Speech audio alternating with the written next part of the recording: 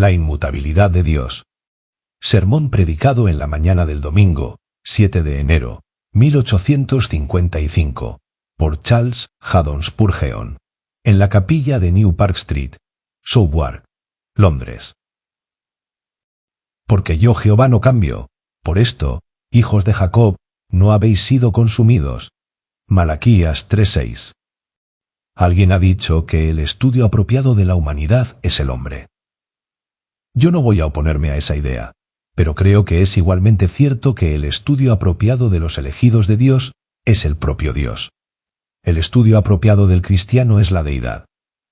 La ciencia más elevada, la especulación más sutil, la filosofía más poderosa que puedan jamás atraer la atención de un hijo de Dios, es el nombre, la naturaleza, la persona, la obra, los hechos y la existencia de ese grandioso Dios, a quien el cristiano llama Padre.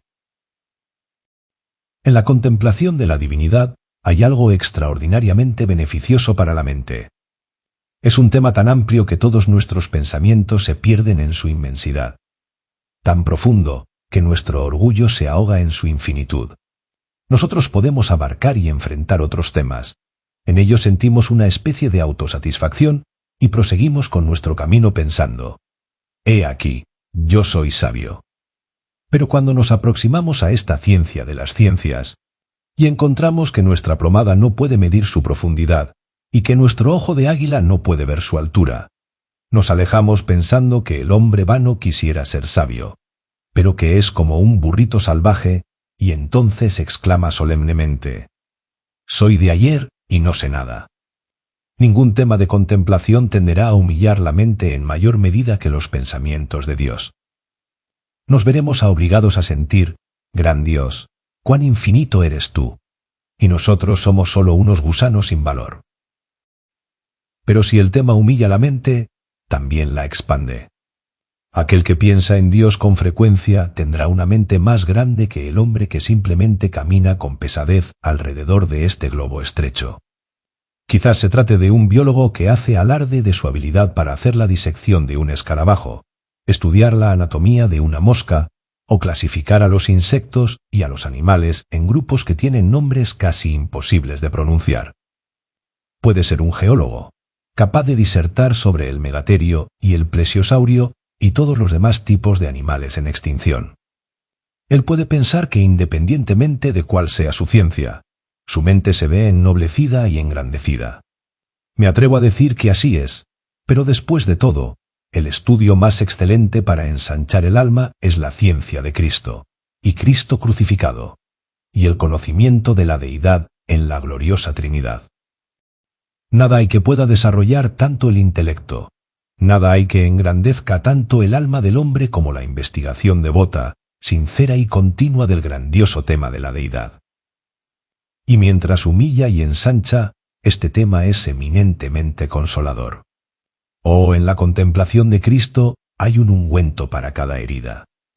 En la meditación sobre el Padre hay descanso para cada aflicción, y en la influencia del Espíritu Santo hay un bálsamo para cada llaga. ¿Quieres liberarte de tus penas? ¿Quieres ahogar tus preocupaciones? Entonces ve y lánzate a lo más profundo del mar de la deidad. Piérdete en su inmensidad. Y saldrás de allí como cuando te levantas de un lecho de descanso, renovado y lleno de vigor. No conozco nada que pueda consolar tanto al alma, que calme a las crecientes olas de dolor y tristeza, que hable de tanta paz a los vientos de las pruebas, como una devota reflexión sobre el tema de la deidad. Invito a todos a considerar este tema esta mañana. Les voy a presentar una sola perspectiva, y es la inmutabilidad del glorioso Jehová. Porque yo, dice mi texto, Jehová, así debe ser traducido. Porque yo Jehová no cambio. Por esto, hijos de Jacob, no habéis sido consumidos. Tenemos 3 puntos sobre los que vamos a reflexionar. Primero que nada, un Dios que no cambia. En segundo lugar, las personas que se benefician de este glorioso atributo, los hijos de Jacob. Y en tercer lugar, el beneficio que obtienen: no habéis sido consumidos. Vamos a tratar ahora estos puntos. Primero que nada, tenemos ante nosotros la doctrina de la inmutabilidad de Dios. porque yo Jehová no cambio. Voy a tratar de explicar o más bien ampliar el pensamiento y luego presentar unos pocos argumentos para demostrar su verdad. Para ofrecerles una exposición de mi texto, primero voy a decirles que Dios es Jehová y que Él no cambia en su esencia. No podemos decirles qué es la deidad. No sabemos qué sustancia es esa que llamamos Dios. Es una existencia, es un ser. Pero no sabemos qué es eso. Sin embargo, cualquier cosa que eso sea, nosotros la llamamos su esencia, y esa esencia nunca cambia. La sustancia de las cosas mortales siempre está cambiando. Las montañas cubiertas de coronas de blanca nieve se deshacen de sus viejas diademas durante el verano, en ríos que se deslizan por sus costados, mientras la nube de tormenta les da una nueva corona. El océano, con sus poderosas corrientes, pierde agua cuando los rayos del sol besan las olas que disuelven en una espuma que se eleva al cielo. Aún el propio sol requiere de combustible fresco de la mano de Infinito Todopoderoso para alimentar su horno ardiente. Todas las criaturas cambian. El hombre, especialmente en lo relacionado a su cuerpo, siempre está experimentando una revolución. Muy probablemente no hay una sola partícula en mi cuerpo que haya estado allí hace unos pocos años. Esta estructura ha sido desgastada por la actividad, sus átomos eliminados por la fricción. Partículas frescas de materia se han acumulado constantemente en mi cuerpo, y así ha sido renovado. Su sustancia ha cambiado. Este mundo está hecho de un material que siempre está discurriendo como un arroyo. Unas gotas están huyendo mientras otras las están persiguiendo, manteniendo siempre lleno el arroyo, pero siempre cambiando en cuanto a sus elementos. Pero Dios es perpetuamente el mismo. No está hecho de ninguna sustancia o material, sino que es puro espíritu, un espíritu esencial y etéreo, y por tanto, Él es inmutable. Él permanece por siempre el mismo. No hay arrugas en su frente eterna. La edad no lo ha debilitado, ni los años lo han marcado con los recuerdos de su vuelo. Él ve que pasan las edades, pero en lo que a Él concierne, es siempre ahora. Él es el gran yo soy, el gran inmutable. Observen que su esencia no sufrió un cambio cuando se unió con la naturaleza humana. Cuando Cristo en años pasados se vistió con un cuerpo mortal, la esencia de su divinidad no fue cambiada.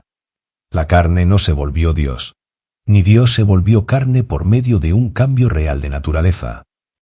Las dos naturalezas fueron unidas en una unión hipostática, pero la deidad permaneció siendo la misma. Era la misma cuando Él era un bebé en el pesebre, como era la misma cuando extendió las cortinas del cielo. Era el mismo Dios que colgó de la cruz y cuya sangre se derramó en un torrente púrpura. El mismo Dios que sostiene al mundo sobre sus sempiternos hombros, sostiene en sus manos las llaves de la muerte y del infierno. Nunca ha sufrido cambios en su esencia, ni siquiera en su encarnación.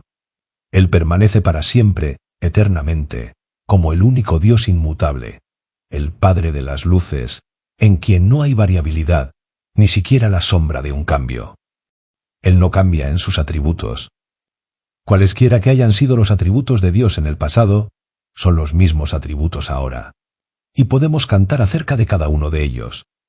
Como era en el principio, es ahora y será por siempre. Mundo sin término. Amén. ¿Era Él poderoso?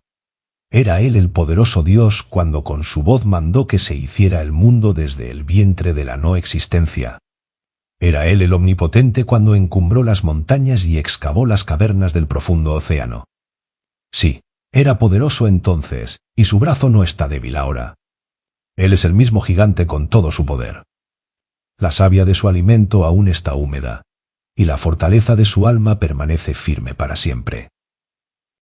Era Él sabio cuando constituyó este poderoso globo, cuando puso los cimientos del universo.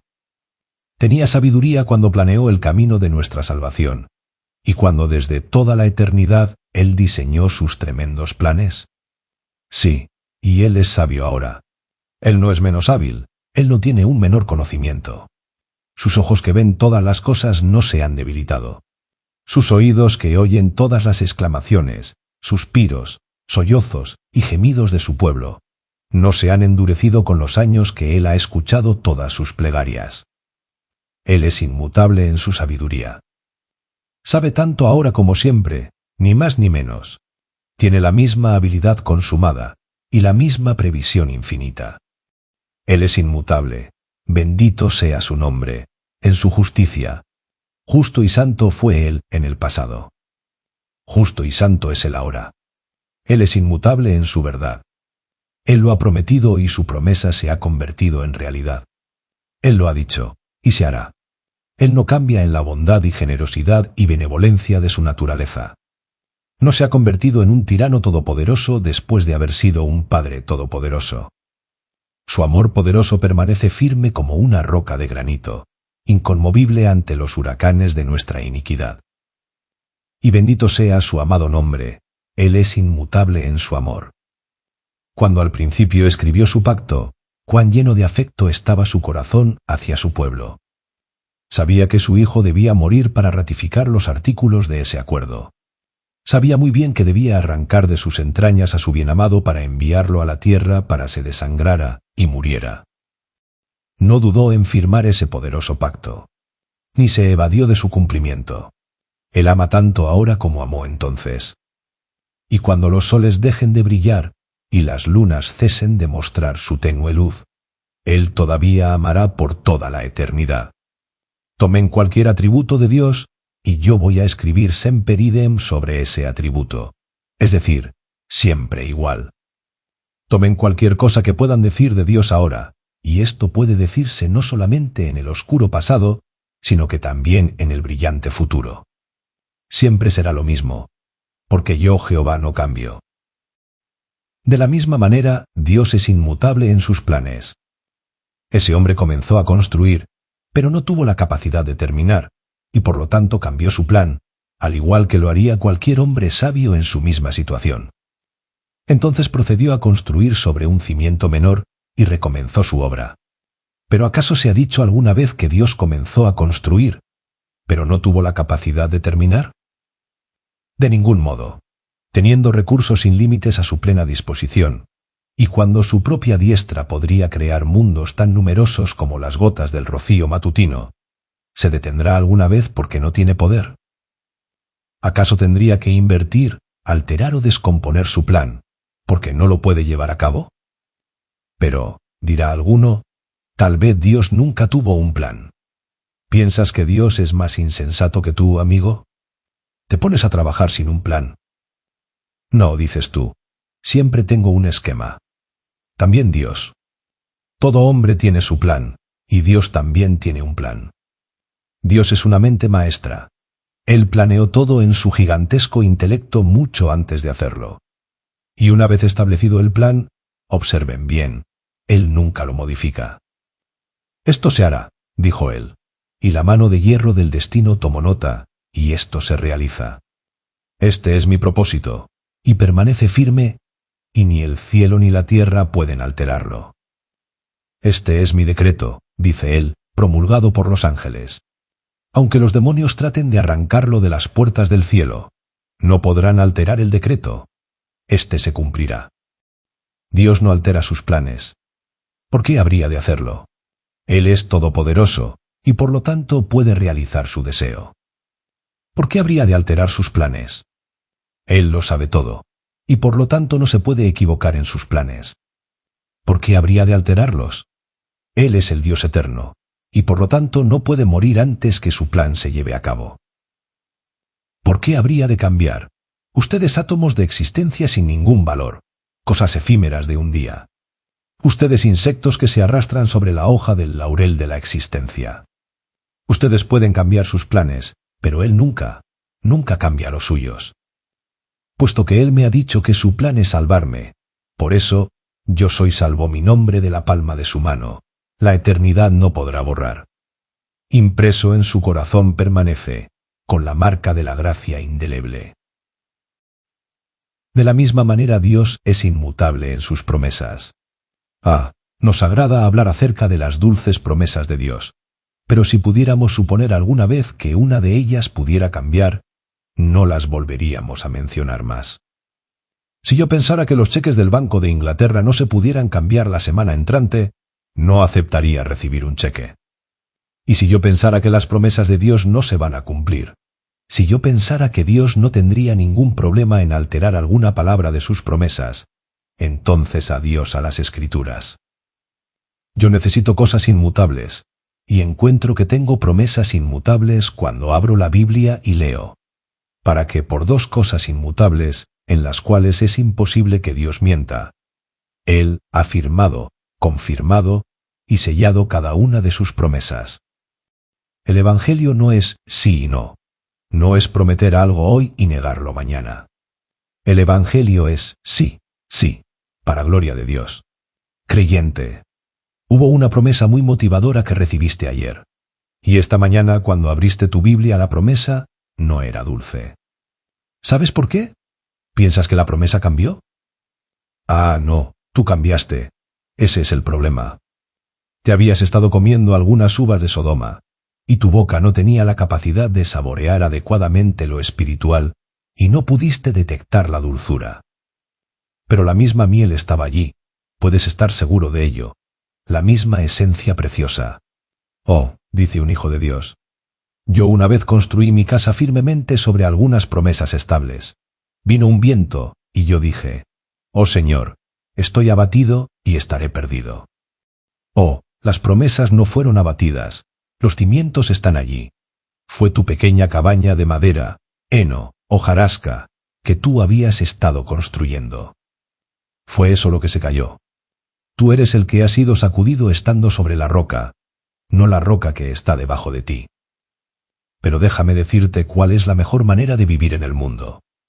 He escuchado que un caballero le dijo a un hombre de piel negra, no puedo entender cómo tú siempre estás tan contento en el Señor, mientras yo estoy a menudo deprimido. Pues bien, mi amo, dijo él, metiendo completamente sobre la promesa, allí permanezco. En cambio, usted está de pie sobre la promesa. Si el equilibrio es débil, y si sopla el viento, usted se cae, y luego exclama, oh, me he caído.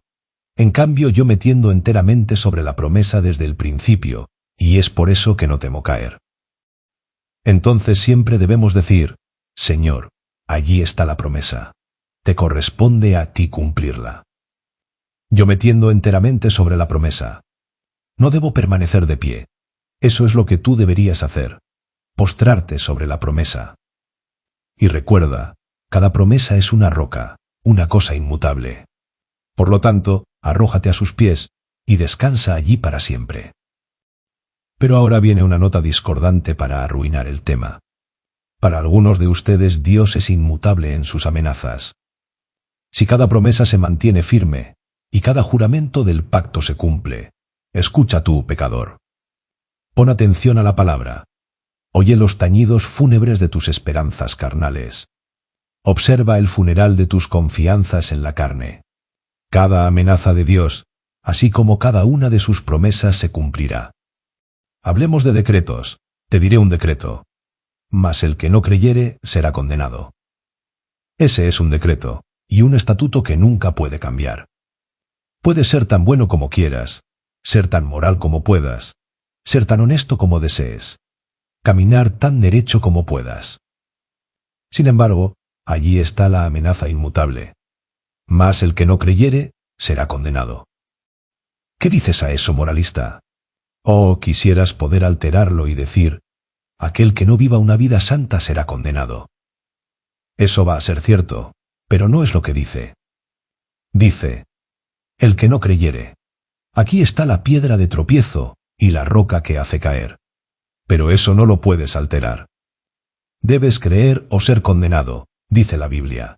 Y fíjate bien, esa amenaza de Dios es tan inmutable como Dios mismo. Y cuando hayan transcurrido 1000 años de tormentos en el infierno, mirarás a lo alto y verás escrito en letras ardientes de fuego. Mas el que no creyere será condenado. Pero Señor, yo soy un condenado. Sin embargo, dice, será aún. Y cuando 1.000.000 de edades se hayan desplegado, y estés exhausto en medio de tus dolores y agonías, volverás tus ojos hacia lo alto y todavía leerás, será condenado.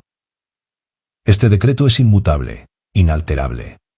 Y cuando tú habrás podido pensar que la eternidad ya ha tejido su último hilo, que cada partícula de eso que nosotros llamamos eternidad deberá haberse extinguido, tú todavía verás escrito allá arriba: será condenado. ¡Oh, qué terrible pensamiento! ¿Cómo me atrevo a decirlo? Pero debo hacerlo.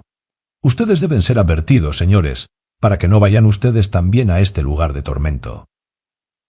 Se le debe decir cosas ásperas a ustedes, pues si el Evangelio de Dios no es una cosa áspera, la ley es una cosa áspera. El monte Sinaí es una cosa áspera. Ay del atalaya que no amoneste al impío. Dios es inmutable en sus amenazas. Ten mucho cuidado, oh pecador, pues horrenda cosa es caer en manos del Dios vivo. Debemos sugerir otro pensamiento antes de proseguir, y es: Dios no cambia en los objetos de su amor. Es inmutable no solamente en su amor, sino en los objetos de su amor. Si alguna vez sucediera que alguna oveja de Cristo se perdiera, ay, mi alma débil y voluble se perdería 1000 veces al día. Si un amado santo de Dios pereciera, todos lo harían. Si alguien bajo el pacto se perdiera, todos podrían hacerlo. Y entonces la promesa del Evangelio no sería verdadera. La Biblia sería una mentira, y no habría nada en ella digno de mi aceptación. Yo me convertiría en un infiel de inmediato, si pudiera creer que un santo de Dios pudiera perderse para siempre al fin. Si Dios me ha amado una vez, entonces Él me amará para siempre. Si Jesús brilló sobre mí una vez, entonces Jesús es para siempre mío. Los objetos de un amor eterno nunca cambian. A quienes Dios ha llamado, los ha de justificar. A quienes ha justificado, los ha de santificar. Y a quien Él santifica, los ha de glorificar. Así, habiendo dedicado mucho tiempo, tal vez, para simplemente explicar el concepto de un Dios inmutable, voy a tratar de demostrar ahora que Él no es cambiable. Yo no soy un predicador argumentativo, pero voy a mencionar un argumento que es: la misma existencia y el ser de Dios me parece a mí que implican inmutabilidad. Permítanme reflexionar por un momento. Hay un Dios. Este Dios rige y gobierna todas las cosas. Este Dios creó el mundo y Él lo sostiene y lo mantiene. ¿Cómo será este Dios? Me parece ciertamente que no podemos pensar en un Dios mutable. Concibo que el pensamiento es tan repugnante al sentido común que si nosotros pensamos por un momento en un Dios que cambia, las palabras parecen chocar entre sí. Y estamos obligados a decir: entonces debe ser un tipo de hombre. Y llegar a la idea de un Dios de la misma manera que lo han hecho los mormones. Me imagino que es imposible concebir a un Dios cambiante. Al menos lo es para mí. Otros podrán ser capaces de pensar eso, por yo no podría considerarlo ni por un momento. Yo no podría pensar que Dios es mutable, de la misma manera que no me puedo imaginar a un cuadrado redondo o ninguna otra cosa absurda por el estilo. Ese concepto de un Dios cambiante es tan contradictorio que estoy obligado a incluir la idea de un ser inmutable tan pronto digo Dios. Bien, pienso que un argumento será suficiente, pero podemos encontrar otro argumento en el hecho de la perfección de Dios. Creo que Dios es un ser perfecto. Entonces, si Él es un ser perfecto, Él no puede cambiar. ¿Pueden ver esto? Supongan que yo soy perfecto hoy. Si fuera posible que yo cambiara, ¿sería yo perfecto mañana después de la alteración? Si yo cambié, debí haber cambiado de un estado bueno a uno mejor. Y entonces, si puedo mejorar, no puedo ser perfecto ahora. O también pude haber cambiado de un estado mejor a uno peor. Y si estuviera en una peor condición, no hubiera sido perfecto al principio. Si soy perfecto, no puedo ser alterado y no volverme imperfecto. Si soy perfecto hoy, me debo mantener igual mañana si voy a mantener mi perfección. Así, si Dios es perfecto, Él debe ser el mismo, pues el cambio implicaría imperfección ahora o imperfección después. También está el hecho de la infinitud de Dios, que elimina completamente el concepto de cambio. Dios es un ser infinito. ¿Qué significa eso? No existe un hombre que te pueda decir lo que entiende por un ser infinito. Pero no puede haber dos infinitos. Si una cosa es infinita, no hay espacio para nada más, pues infinito quiere decir todo. Quiere decir sin límites, no finito, que no tiene fin. Bien, no puede haber dos infinitos. Si Dios es infinito hoy, y después cambiara y siguiera siendo infinito, habría dos infinitos. Pero eso no puede ser. Supongamos que es infinito, y después cambia. Entonces debe volverse finito, y no podría ser Dios. O Él es finito hoy y finito mañana, o es infinito hoy y finito mañana, o finito hoy e infinito mañana. Todas estas suposiciones son igualmente absurdas.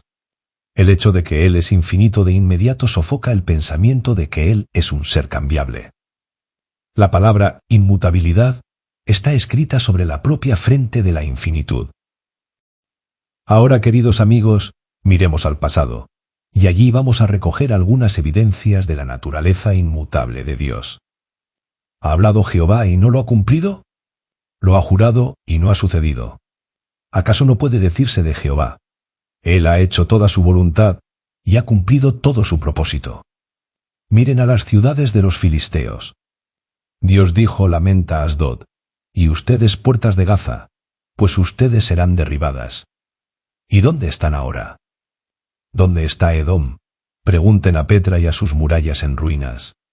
¿Acaso su eco no repetirá la verdad que Dios ha dicho? Edom será una presa y será destruido. ¿Dónde está Babel y dónde está Nínive? ¿Dónde Moab y dónde Amón? ¿Dónde están las naciones que Dios dijo que destruiría? ¿Acaso Dios no las ha arrancado de raíz y las ha arrojado lejos del recuerdo de los que habitan en la tierra? ¿Y acaso Dios ha echado fuera a su pueblo? ¿Alguna vez se ha olvidado de su promesa? ¿Alguna vez no ha cumplido su juramento o su pacto? ¿O se ha apartado alguna vez de su plan? Ah, no. Señalen alguna instancia en la historia en la que Dios haya cambiado. No podrán hacerlo, señores, pues a través de toda la historia resalta el hecho que Dios ha sido inmutable en sus propósitos. Me parece que oigo que alguien dice: yo puedo recordar un pasaje de la Escritura donde Dios cambió. Y yo mismo pensé eso una vez. El caso al que me refiero es ese de la muerte de Ezequías. Isaías entró y dijo: Ezequías, tú vas a morir, tu enfermedad es incurable, ordena tu casa. Él volvió su rostro a la pared y comenzó a orar. Y antes que Isaías saliese hasta la mitad del patio, se le ordenó que regresara y le dijera: vas a vivir 15 años más. Ustedes podrían pensar que eso demuestra que Dios cambia. Pero yo no puedo ver en el relato la menor prueba de cambio que pueda existir. ¿Cómo sabes que Dios no conocía eso? Oh, Dios sí lo sabía. Él sabía que Ezequías viviría. Por tanto, Él no cambió. Pues si Él sabía eso, ¿cómo podía cambiar? Eso es lo que yo quisiera saber. Pero ¿conoces un pequeño detalle? Que el hijo de Ezequías, Manasés, no había nacido entonces, y que si Ezequías hubiera muerto, no hubiera existido Manasés, y no hubiera existido Josías, ni tampoco Cristo, porque Cristo vino precisamente de ese linaje. Ustedes podrán comprobar que Manasés tenía 12 años cuando su padre murió, de tal manera que debió haber nacido 3 años después de estos hechos. ¿Y no creen ustedes que Dios había decretado el nacimiento de Manasés, y lo conocía de antemano? Ciertamente. Entonces Él decretó que Isaías fuera y le dijera a Ezequías que su enfermedad era incurable, y que después le dijera, en el mismo aliento: he aquí que yo te sano, y tú vivirás. Él dijo eso para incitar a Ezequías a la oración. Habló en primer lugar como hombre. De acuerdo a las probabilidades humanas, tu enfermedad es incurable, y te vas a morir.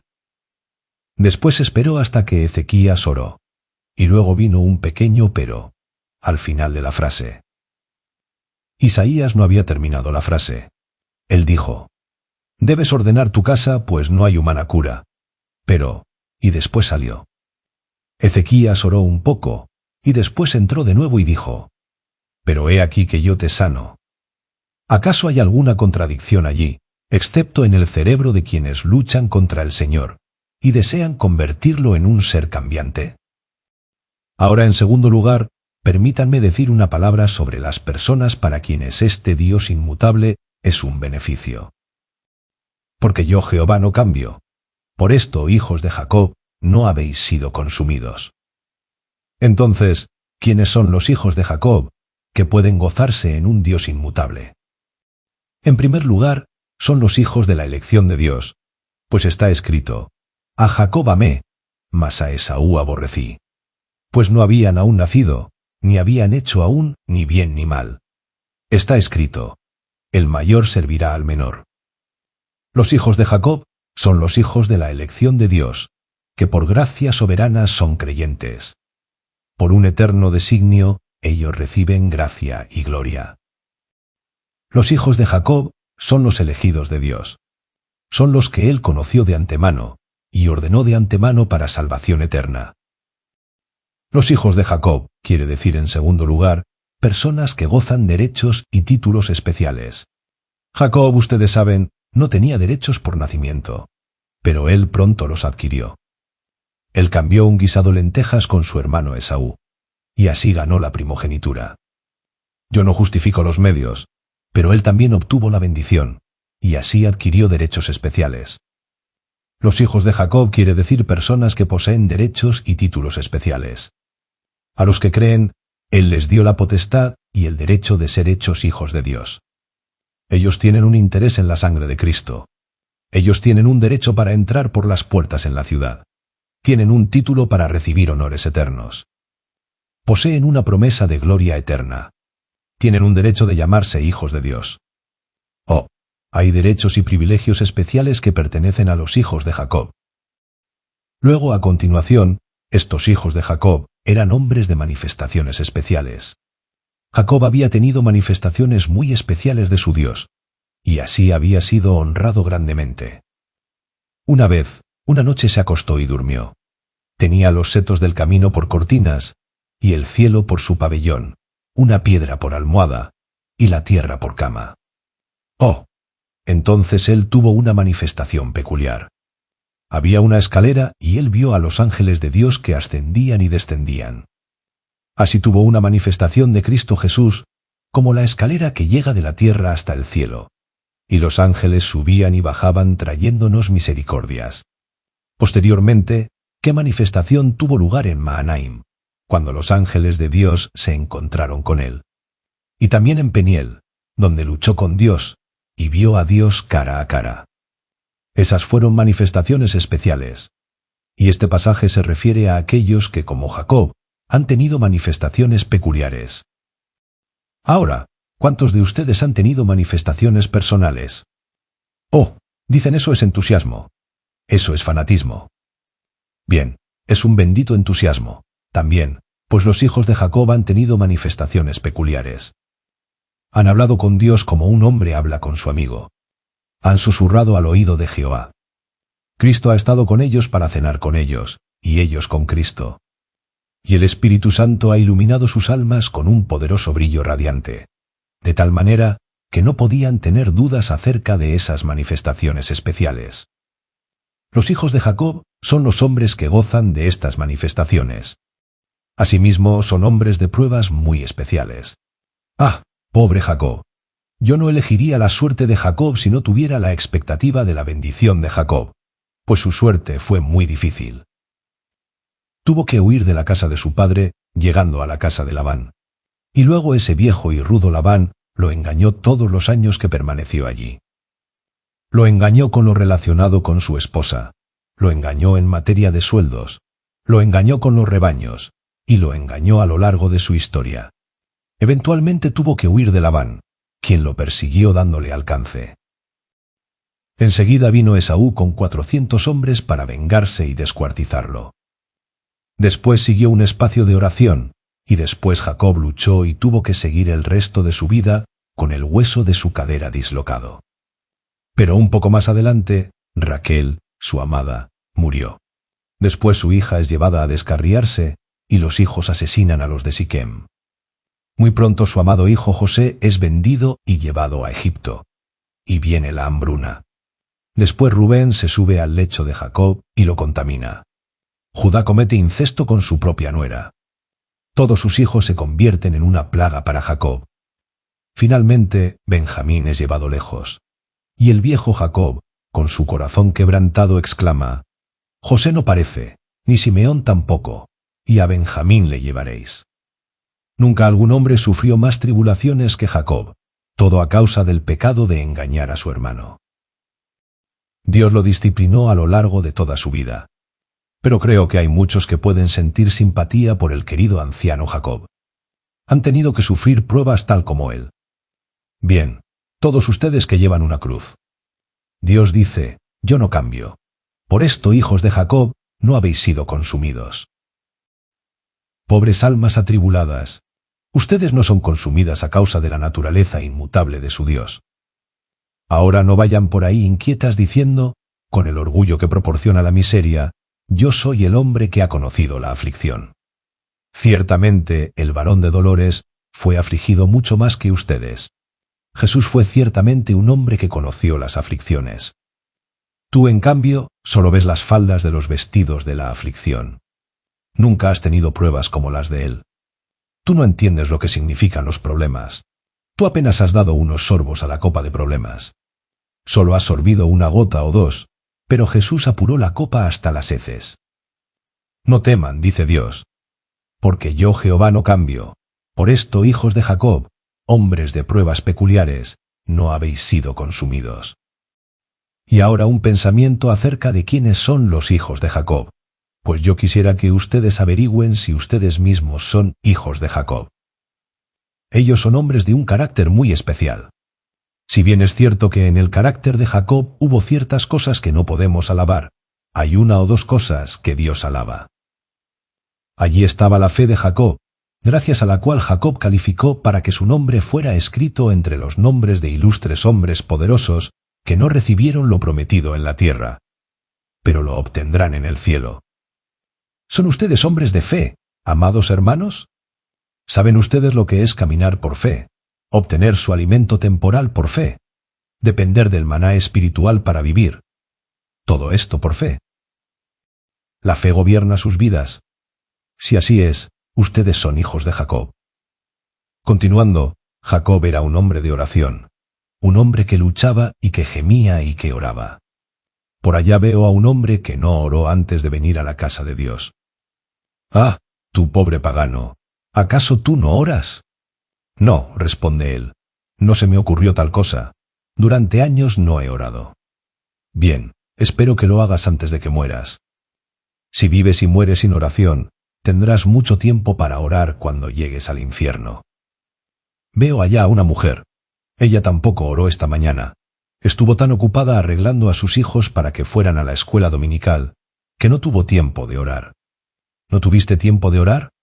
¿Tuviste tiempo para vestirte?